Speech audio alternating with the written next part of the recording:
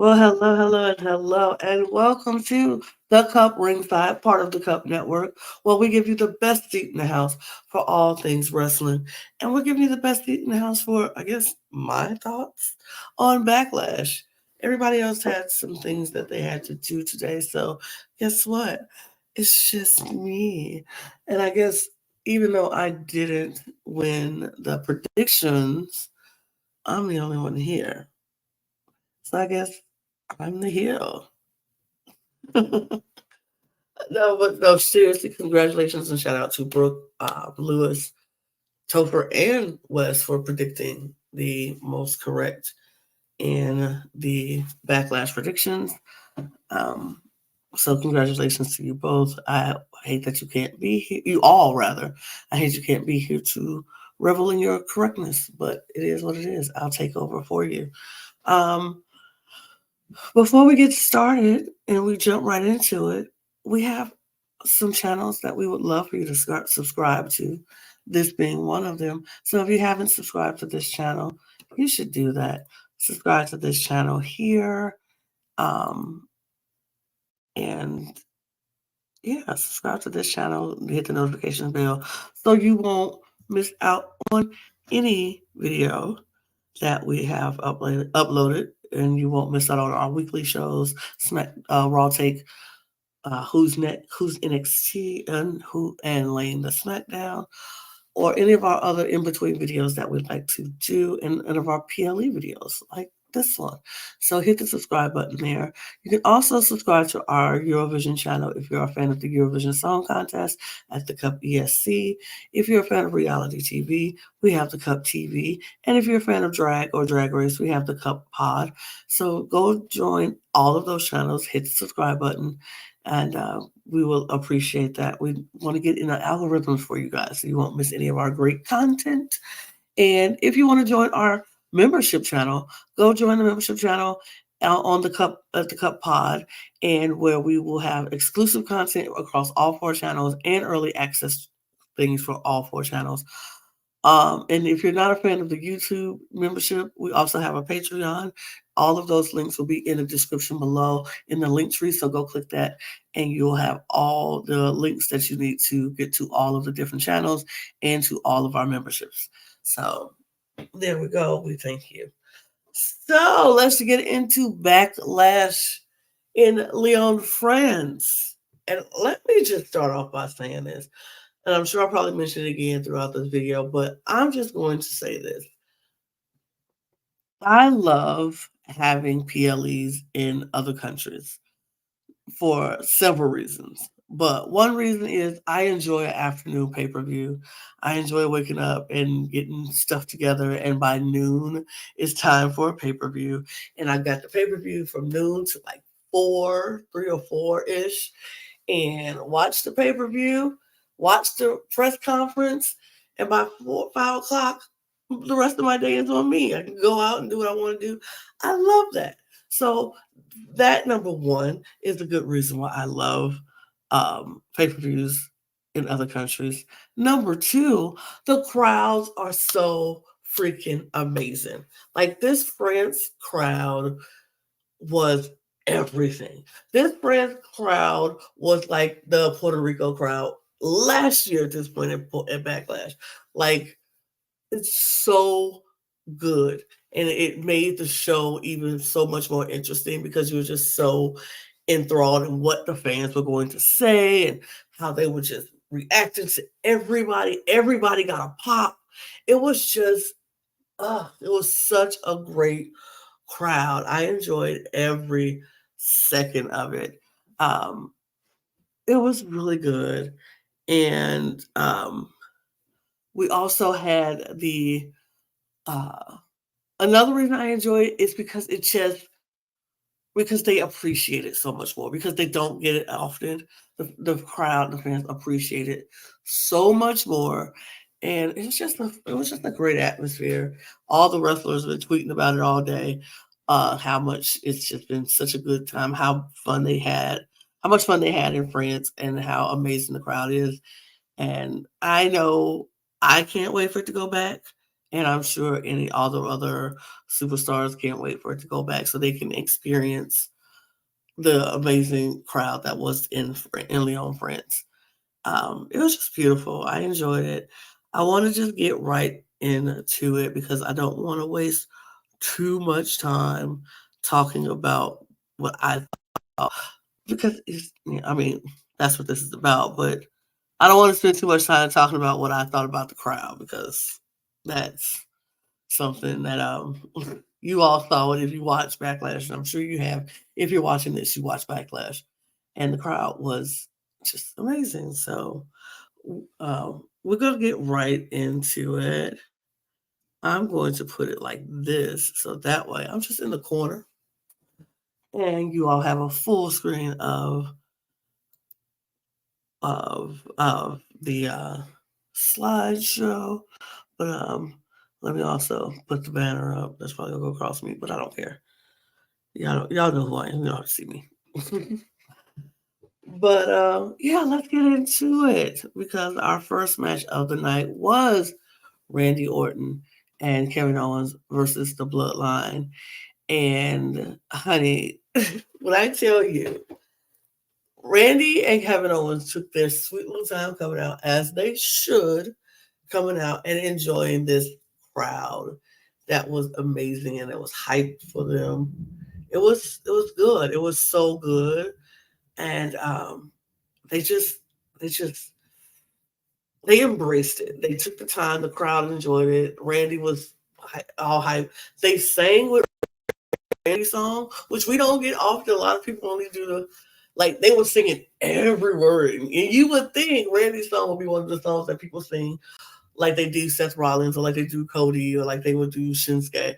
But no, it wasn't. It's not like that. But in France, it was. And he reveled in it as he should. It was really good. And like I said, they took their time coming in. And then once the bloodline came in with Paul Heyman, we had a little few chants of do we want Roman, which I was like, whatever. I don't deserve Roman because you didn't appreciate Roman when Roman was here. And for me, and y'all know this about me, I'm a bloodline girly. So I will always and forever acknowledge the bloodline, no matter who's there or who's not there. I acknowledge. Period. But this match took off before the building got started. Like these four men were going at it and they was just pounding on each other. Security was coming out trying to pull them apart. They were breaking the security and they were getting back together and fighting again. And so Nick Aldis had to come out and stop it and was like, hey, if this is how y'all want to act, we're going to do this the best way that I know how. And we're going to make this a street fight. And then the street fight happened. And the hell that broke out before continued to break out. And it broke out and all over the arena. And they were in two separate places for a while in the audience. And then they came back together and was fighting. And the fights were, it was, the chaos kind of slowed down a little bit because now I had to focus on the spots to take, and it was some really good spots in this match. It was like the bloodline had a moment where they were just dominated. Then it was like Randy and KO had a moment where they were just dominating. So it was good back and forth power struggle between the two, and I appreciated that it wasn't just like one steamroll over the other. It was very much back and forth and back and forth, and I appreciated that. It was really good, and so we had that. And so the match was going on, like I said, slowed down a little, but that was just so everybody get their bearings and they can, they could get the wherewithal and put on a good match, which they did.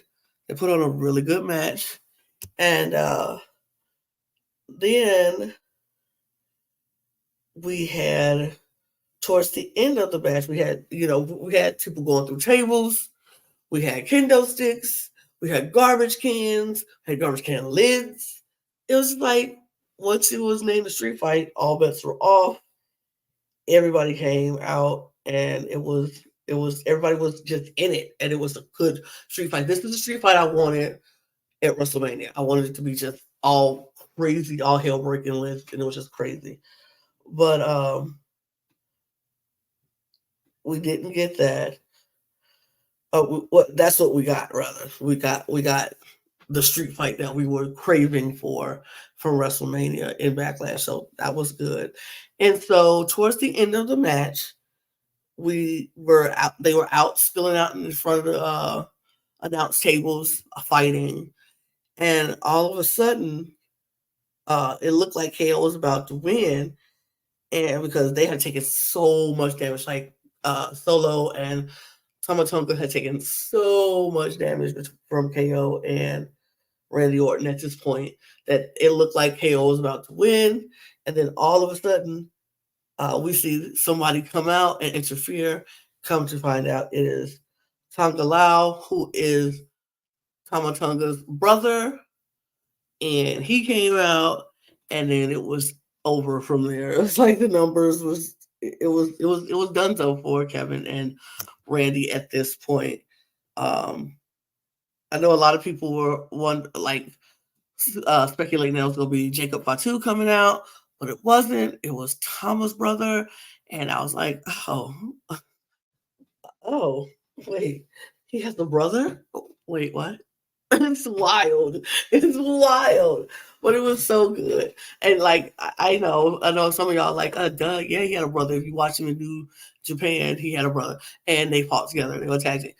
Okay, I didn't watch New Japan. So I didn't watch it. But maybe now I need to go back and watch their matches on New Japan, which I can do that. But yeah, he comes out. It's over for them. It's done so for Kevin and Randy now. And the Bloodline ends up winning this match, which I personally said was going to happen because I knew that was going to happen. Because I always acknowledge the Bloodline in your ear. But yeah, that was what happened. I thought the match was good. I thought it was a great way to start off the show.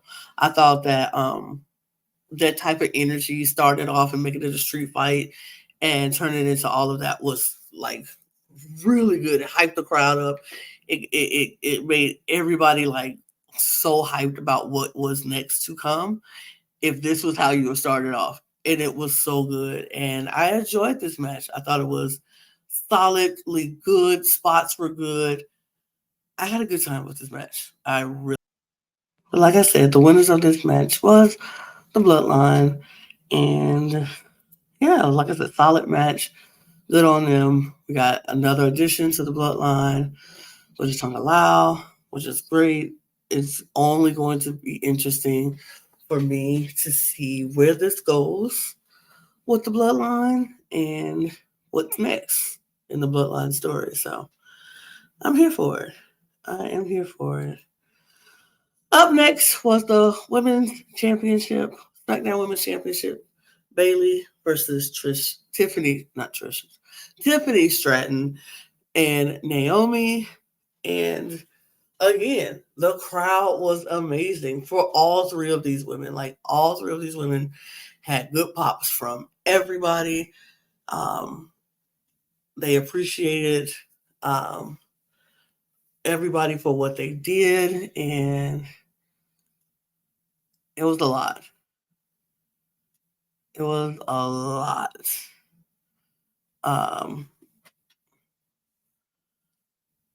It was a lot.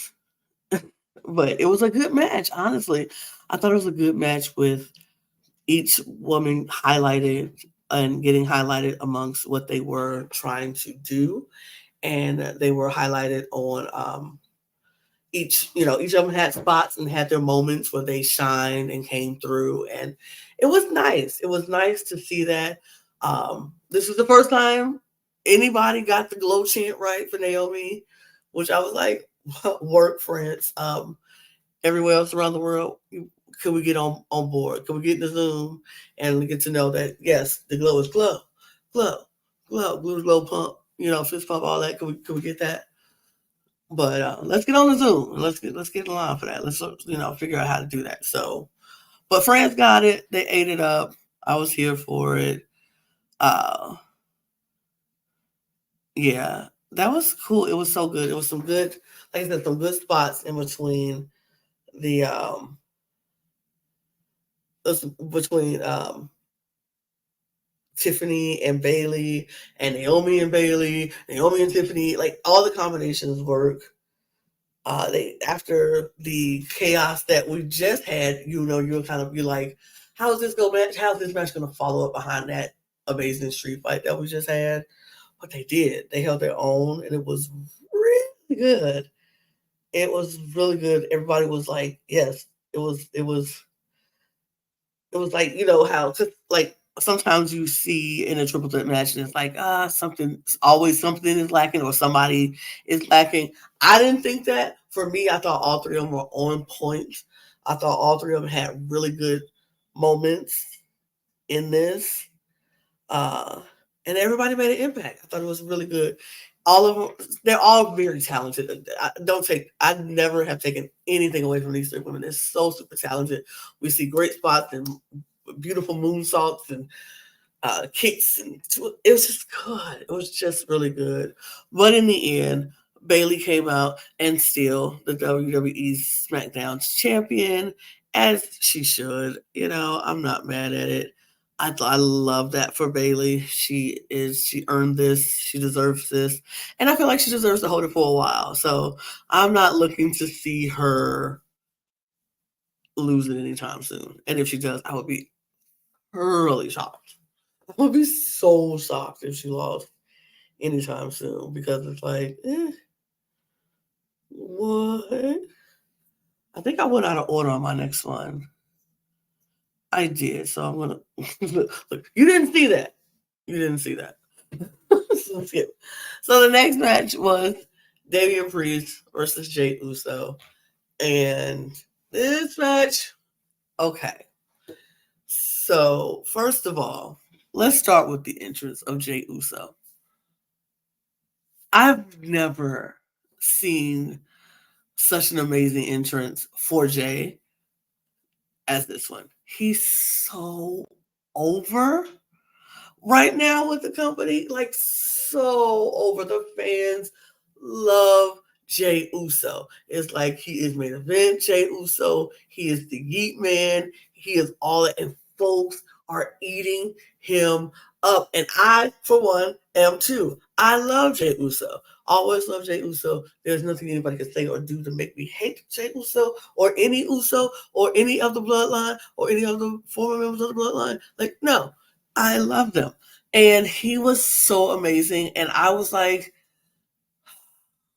if he could get the belt today, would it be worth it? And me personally, I was like, it would be so good.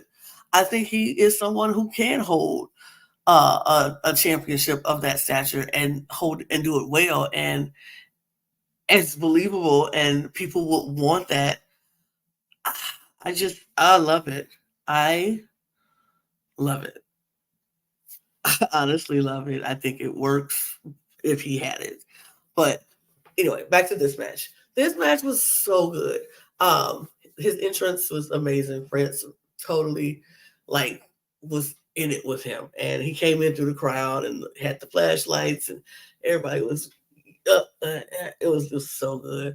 But also Damian Priest came out looking like a champion, and he came up with the confidence of a champion for me, and I was like, it's so good to see this person, see him, take this role and do what he's supposed to do with it, and do that well, because a lot of people didn't think it was going to happen. He was one of the people who were counted out very early, and a lot of people who just didn't think he was going to do anything well with a title run. And now that he got it, it was still kind of like, what you gonna do?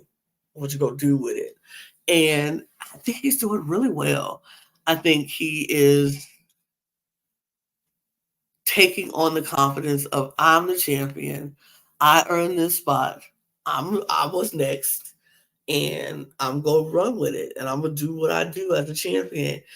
And he was very confident in that, and I love to see that confidence. The match starts. They're going back and forth. It was very, very back and forth. It was so good, and it was like you have moments where Jey was killing it, and then you have moments where Damian was killing it. It was just so good. I enjoyed every second of it. They had some great work that they showed in the ring, and then it was so close. Like every moment, you was like every time a count would happen, it was like, oh, is this it? No, okay, ooh, two. Oh, is this it? Oh, great, two. It was just like so many moments where you were like, this is it. This is going to be the moment. This is when Damian wins, or this is when Jay wins. And I was sucked in. I was like, because I really wanted Jay to win. I'm gonna be honest. That's who I wanted to win. I thought Jay would be great, and he's so over it, and this would be such an amazing thing. And then I would love to see the rivalry let it go back and forth between the two for a little bit. And I would love to see that rivalry go, Jay gets the belt, he holds on to it for a minute, and he goes back, and Damian grabs it back, and he holds on to it. And it just has some moments of back and forth until it gets to a point of, okay, this is all or nothing. You get it or you lose, and you don't get it again. And it's like, I thought that was such a good story for them, because I could see it happening and being like, yeah, we were friends and we did hang out, but this is what I'm all about, this championship, this title. So it was really nice. But we did see what we thought we were going to see, some interference from JD McDonough. He comes out and he gets a super kick by Jay, and then Damien is like looking at him like, what are you doing? What are you doing? I told you I didn't want you to come out here. Like, I don't want you here. I don't need your help. Yada, yada, yada. And while he's arguing over there, Finn Balor comes out and kicks Jay, and he's like out for a minute. He doesn't know what's happening. So, and Damien doesn't see Finn, and so he continues to go and get Jay. And it was like, oh, is this the moment? No. Is this the moment? No. Damien goes, almost pins Jay. Jay kicks out at two, very close to. And Jay super kicks him, and spears him, and frog splash. And it's gonna be a 1-2, and then JD was gonna put Damien's foot on the rope, so that breaks the count. And then it goes back and forth a little while longer, and then eventually Damian Priest pulls it out. Is still the WWE champion, heavyweight champion, and am I mad about it? No. Did I want it to happen? No. I was like, I would have, but am I upset that it happened? No, because I understand you don't want to take the championship off of somebody who just became champion in a huge moment like WrestleMania, which was not even 2 weeks away. So it made sense. I was like, okay, whatever. It was great. It was fine. But the match itself was so good. I truly appreciated it. I thought it was so good. And yeah, I love this match. I loved it for both Damian and for Jay. It was just a good match. So moving on to the the women's tag team championship match. Bianca Belair and Jade Cargill versus the champions, the Kabuki Warriors, Asuka and Kairi Sane. And okay. Y'all know how I feel about this match, because number one, you got the Kabuki Warriors versus Jade and Bianca. All these beautiful women of color who are representing the tops of these brands, and they are eating it up. Like, they're eating it up. And I love it. I love it, because the pop these ladies got was amazing, number one. But the respect these ladies got was like amazing, because they're so good at what they do. Y'all, it was very lovely. It was very lovely to be a woman, a fan of women wrestling and watching Backlash. I was like, yes, this is good quality wrestling that we're getting, and we didn't get short matches because there weren't so many on the card. We got good amounts of time in each match where everybody can be showcased, and they can showcase their greatness and their talent, and it's just so good. Oh, it was just so good. I loved it. I liked it. I thought it was great. Um, yeah, I thought this match was really, really good. It was back and forth again. Like, it wasn't anybody smashing anybody. It was moments where you thought the Kabuki Warriors had the best of Jade and Bianca, and then you thought it was moments where Bianca and Jade had the best of the Kabuki Warriors. it was a good, solid back and forth match. Um, it was I felt like I don't know. I thought it was good. I thought it was a solid performance uh in for both of them. And I think that the final segment of this match where we had uh Jade pick up Kyrie's thing, had her over her head or some way and had her up, and she flipped her around and put her down and flipped her back into to get her into the position for her finisher move. And then Bianca had Asuka and then picked her up for the KOD and dropped her on Kyrie. And then Bianca went and got the 1, 2, 3. And we have new women tag team champions in Jade and Bianca. And it was so good. It was so good. First of all, I'm very happy for these ladies. So well deserved. Bianca Belair is now a Triple Crown champion. She has won the Raw and the SmackDown Heavyweight Champion, and now she's won a Tag Team Champion. I feel like all she needs, if she wanted to, go get the NXT Championship that she didn't have when she was in NXT, and then she will have all the championships ever. But it was if she wants to. But it was so good. It was such a good match. These beautiful ladies, these queens, ate it up. All four of those queens ate it up. It was such a good match. I enjoyed it. I know some people felt like this match should have been earlier in the card. I felt like it was right where I wanted it to be. I felt like it was right where I would want it to be, but everybody has their own opinions.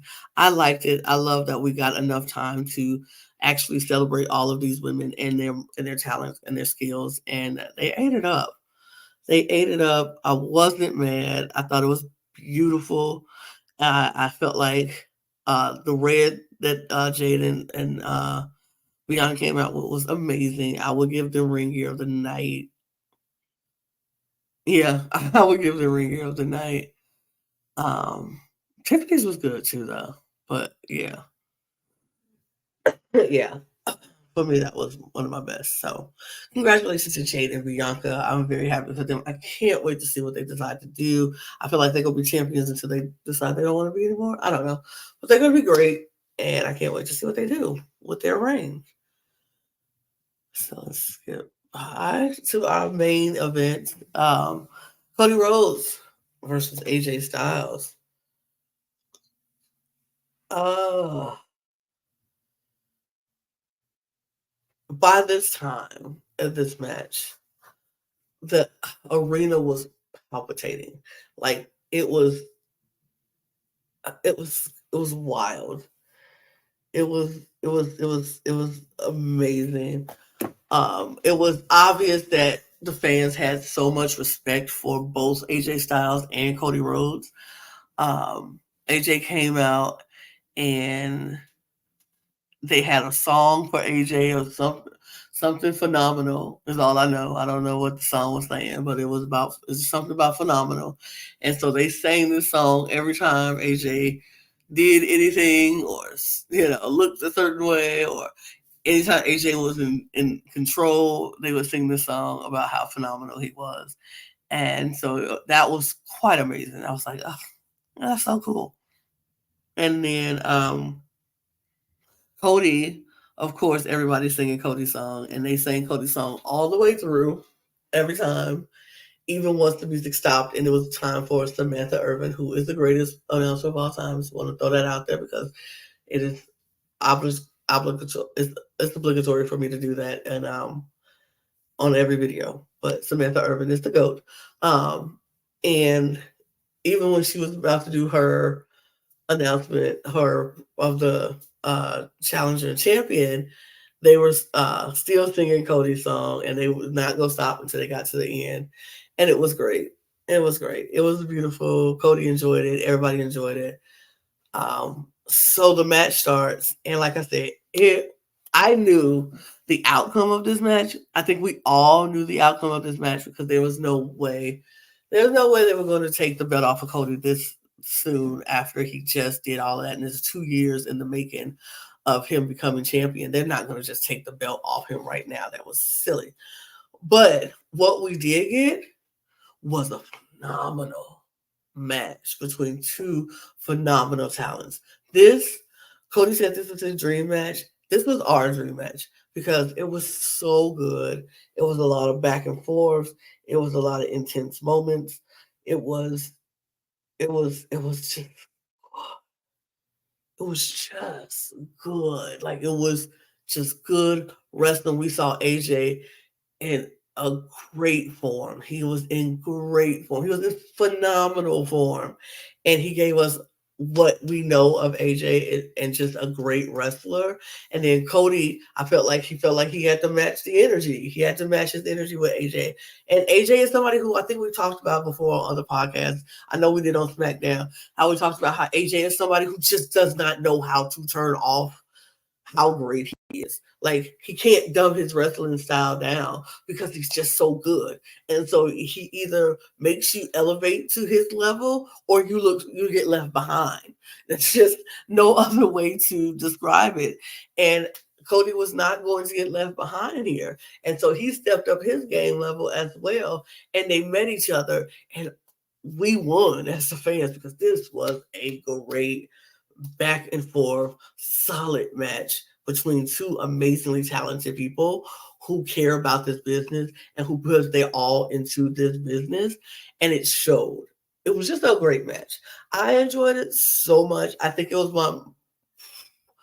my favorite match of the night technically just watching wrestling, just watching people wrestle. It was just really good. My heart pick is always with Bianca and Jade because they're amazing. And then the women, Naomi and Bayley and Tiffany, I thought they just put on a great match. And then the excitement level came from the RKO match against the Bloodline. All of these matches had a purpose and they served their purpose. This match was just so good technically, and it was just good. But of course, we still have Cody Rhodes is our champion, which nobody is surprised by. But it was a good, strong start, I say, to Cody's reign. I thought he did really, really well to start off his reign. It was a good, strong match. He looked strong, and he came out looking strong. And sometimes that's what we feel like is lacking with some champions who don't come out looking as strong, even when they win. Cody looked strong. He came out, did what he had to do against a very strong AJ Styles.